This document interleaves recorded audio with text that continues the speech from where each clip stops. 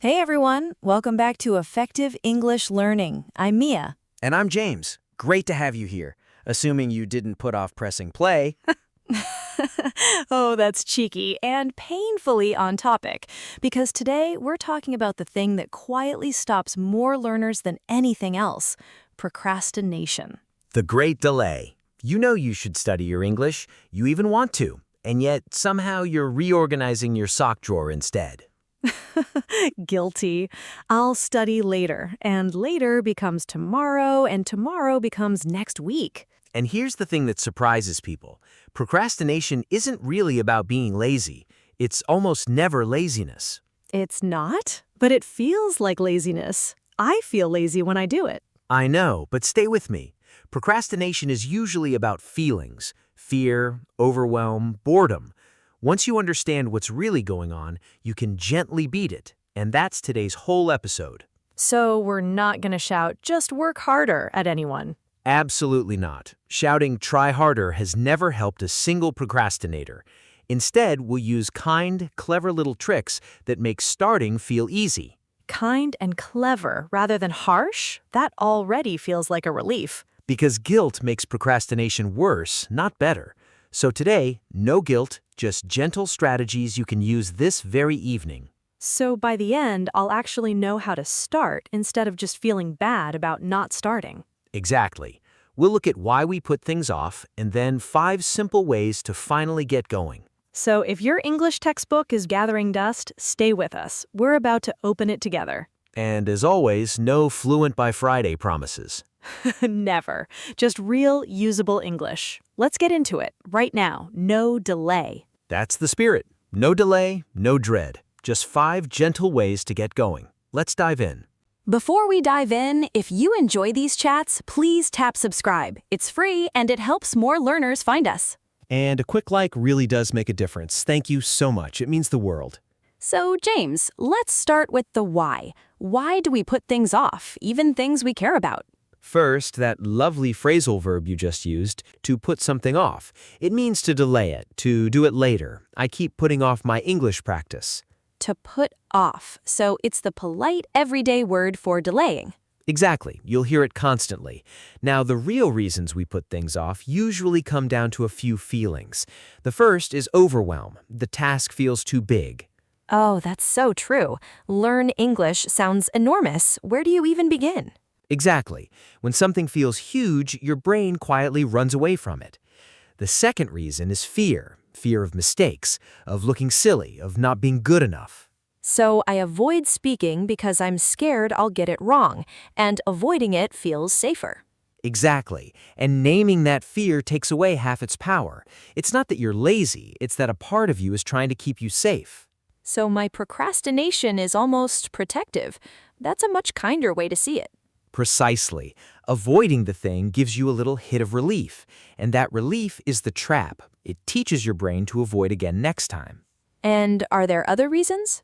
A big one is no clear next step. If you don't know exactly what to do, you do nothing.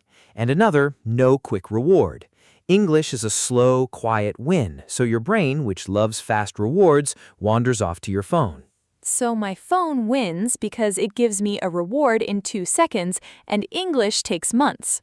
Exactly. Your phone is designed to reward you instantly. English rewards you slowly. It's an unfair fight unless you change the rules. So beating procrastination is really about changing the rules of that fight. That's the whole battle in one sentence. So our job today is simple. Make English feel smaller, safer, clearer, and a little more rewarding. Beat the feelings and you beat the delay. Smaller, safer, clearer, more rewarding. That's a lovely little map. It's our map for the whole episode. But first, that horrible in-between feeling. Yes, that in-between feeling, when I'm half deciding to study and half not. What's going on there? The hesitation. There's a perfect phrase for it. To be in 2 minds. In 2 minds. So unable to decide? Part of me wants to, part of me doesn't? Exactly. I'm in 2 minds about studying tonight. One part of you knows it's good for you, the other part wants the sofa.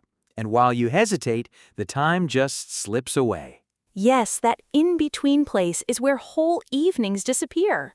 A whole evening can vanish in that little gap between I should and I will. Poof! Poof is exactly the sound my Tuesdays make. It really is. And here's a lovely US-UK detail. In Britain, we say in two minds. In America, they say of two minds. Same meaning, different little word. In two minds in Britain, of two minds in America. Good to know.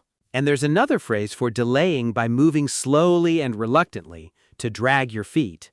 To drag your feet. So doing something slowly because you don't really want to? Exactly. Stop dragging your feet and open the book. You know the feeling. You move so slowly toward the task that you never quite arrive. I can drag my feet for a solid hour before starting. We all can. And here's the key insight. The hesitation is the hardest part, not the task itself. Studying English isn't painful. Deciding to study is. So the pain is all in the deciding, not the doing? Almost always. Once you actually begin, it's usually fine, even enjoyable. So every trick today has one goal: get you past the deciding and into the doing. So we're going to sneak past my own hesitation. I'm in. Then let's start sneaking. Trick number 1. Trick number 1. Hit me. Make the task tiny, almost embarrassingly tiny, so small that saying no to it feels silly. How tiny are we talking? Study English is too big, so shrink it. Not study for an hour, just read one sentence. Not do a whole lesson, just open the app. Not learn 50 words, just learn one. But surely one sentence is too small to matter. Here's the magic. One sentence almost never stays one sentence. Once you've started, you usually keep going. The tiny step isn't the goal, it's the doorway. So the tiny task is really just a trick to get me through the door. Exactly. Your brain won't fight read one sentence. It's too small to fear. But once you're in, the momentum carries you. Some people call it the 2-minute rule. Make the start take 2 minutes or less. And if I really do stop after one sentence? Then you still win. You did something and you kept the habit alive. A tiny bit of English beats a perfect plan you never started. 0 is the real failure. So even my worst study day still counts as long as I do the tiny thing. Exactly. And oddly, the tiny thing protects your confidence too. You end the day thinking, I did it, not I failed again. So the tiny win keeps my self-belief alive, which makes tomorrow easier. Especially then. On bad days, the tiny thing is everything. It keeps the chain unbroken, and tomorrow you begin again. So the secret isn't discipline, it's shrinking the task until discipline isn't needed. Beautifully put. Don't build willpower, remove the need for it. Now, trick 2. Trick 2? What is it? Remove the friction. Make starting so easy that there's almost nothing in the way. What do you mean by friction? Friction is every little obstacle between you and starting. Finding the book, opening the app, getting the headphones. Each tiny step is a little excuse to give up, so remove them in advance. So I set everything up before I even want to study? Exactly. Leave the book open on your pillow. Put the app on your home screen. Have the podcast ready to play. When starting takes one tap instead of 10, procrastination has nowhere to hide. So I use the motivated moments to prepare, so the unmotivated moments are easy. That's such a wise way to say it. Set the trap for your future self while you feel keen. Then later, when you're tired, the path is already clear. And can I remove friction from the distractions too? Yes, and this is the other half. Add friction to the bad things. Put your phone in another room. Log out of the app that steals your evenings. Make the distraction the hard thing to reach. So I make English 1 tap away and my phone 10 taps away. I'm reversing them. Reverse the taps, reverse your evening. It's almost too simple to believe until you try it. So the smallest change to my setup can quietly change my whole habit. You've got it exactly. Easy to start, hard to stray. That one idea will do more for you than all the willpower in the world. So I'm designing my environment instead of fighting myself. And that's the whole secret. Willpower is tiring. A good setup is effortless. Shape the room and the room shapes you. Easy to start, hard to stray. Another one for the wall. The wall's getting full. Now, trick 3. the big one. Quick reminder before the big one, if this is helping you, drop a comment with the word START. We read every single one, and it tells us to keep making these. Just one word. Start. Go on. We'll see it. Okay, trick 3, the big one. What is it? Just start. That's it. Don't wait to feel motivated. Start first and let the motivation catch up. Wait, start before I feel motivated? Isn't that backwards? It feels backwards, but it's the great secret. We think motivation comes first, then action. Actually, it's usually the other way round. Action comes first, and motivation follows. So I don't wait until I feel like studying, I study, and then I start to feel like it. Exactly. Have you ever noticed that the first 2 minutes are the worst, and then you're fine? That's this in action. Starting creates the mood you were waiting for. Curious, is there a phrase for just forcing yourself to begin something hard? A great one. To bite the bullet. It means to make yourself do the difficult thing bravely. I stopped putting it off and just bit the bullet. Bite the bullet, so push through the discomfort and do it? Exactly. And once it's begun, there's another lovely phrase. To get it over with. To do the unpleasant thing so it's finally finished and off your mind. So I bite the bullet to start, and getting it over with is the reward. Beautifully linked. And there's an old saying that's perfect here. There's no time like the present, meaning the best moment to start is right now. No time like the present, so the perfect moment I keep waiting for is just this one. Exactly. Later is where good intentions go to disappear. Now, even a messy now, is where they come alive. So now isn't the scary option, it's actually the kind one. The perfect moment never arrives. There is only now. A little messy and completely good enough. Count to 3 and begin. 3, 2, 1. I'm opening the book. Don't tell my sock drawer. It'll survive. Now, the trick that stops so many people before they even begin. The one that stops people before they begin. That sounds important. What is it? Perfectionism. It's procrastination wearing a very respectable disguise. Perfectionism. But wanting to do things well is a good thing, surely. Wanting to do well is lovely, but waiting until you can do it perfectly is a trap. I'll start when I have a whole free hour. I'll speak when my grammar is perfect. That day never comes. Oh, I do this. I wait for the perfect conditions, and so I never actually start. And the conditions are never quite perfect, are they? There's always a reason to wait. So we let go of perfect and we simply begin. So letting go of perfect is what finally lets me start. Exactly. Perfectionism whispers, not yet, not like this, and not yet is just procrastination in a nice suit. So what do I do instead? You aim for good enough. A messy 5 minutes of English beats a perfect hour that never happens. Done beats perfect every single time. Done beats perfect. So a small, imperfect effort is actually the winner? Always.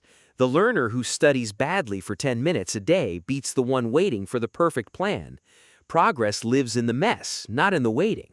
And is there a phrase for finally settling down and working properly?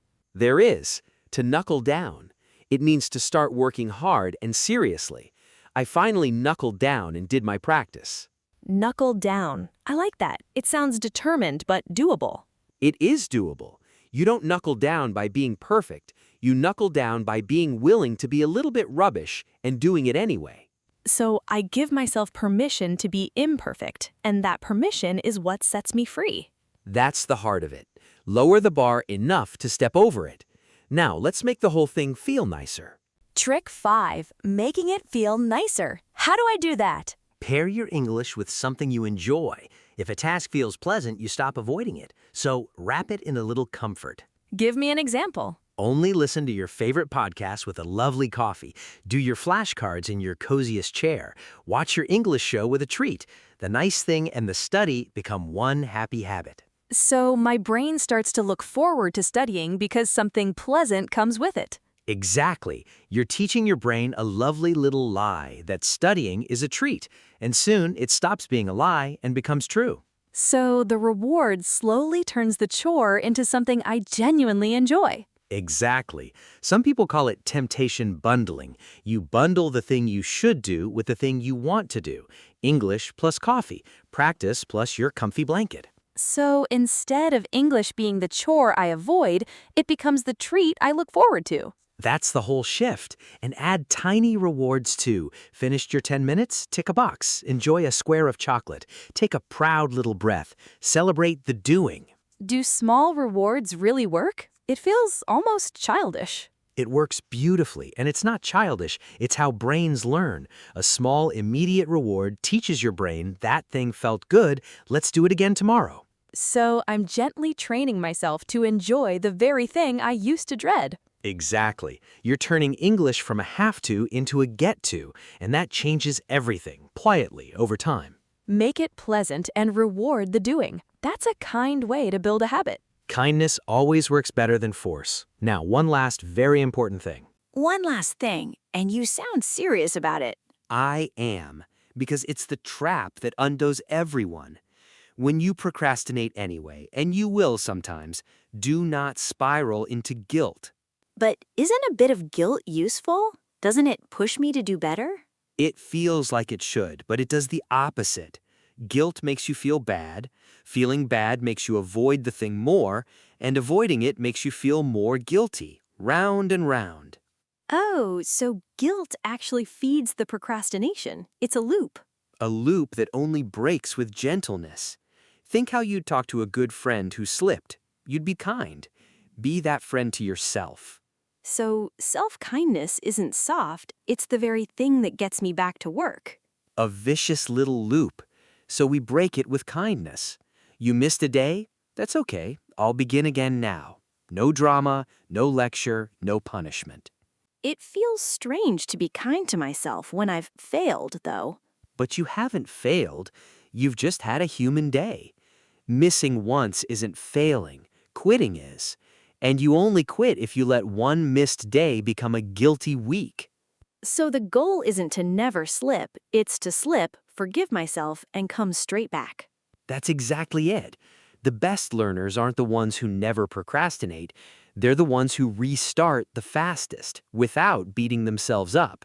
So my superpower isn't being perfect, it's being quick to forgive and begin again. That's the whole game. Fall down 7 times, get up 8. Gently and with a smile. Be kind and just restart. That's a lovely note to end the lesson on. It's the kindest and the most useful thing we can tell you. Now let's gather it all up. All right, let's pull it all together. James, why do we procrastinate in the first place? Because of feelings, not laziness. Overwhelm, fear, no clear step, and no quick reward. And the hesitation, that into minds moment, is the hardest part of all. And the 5 tricks to beat it? 1. Make the task tiny. 2. Remove the friction, so starting is one tap. 3. Just start and let motivation follow. 4. Beat perfectionism. Done beats perfect. And 5. Make it pleasant with a treat and a little reward. And the most important thing of all? When you slip, drop the guilt. Missing once isn't failing. Just forgive yourself and restart. Kindness beats punishment every time. And today's handy phrases? To put something off, to drag your feet, to be in 2 minds, to bite the bullet, to get it over with, and to knuckle down. Plus the British in 2 minds versus the American of 2 minds. And the one big idea if you forget everything else? The hardest part is starting, so make starting tiny, easy, and kind. Once you begin, you're already winning. So here's our question for you today, and we really do read every comment. What's one tiny English task you'll do in the next 5 minutes before you put it off again? Tell us in the comments, then go and do it.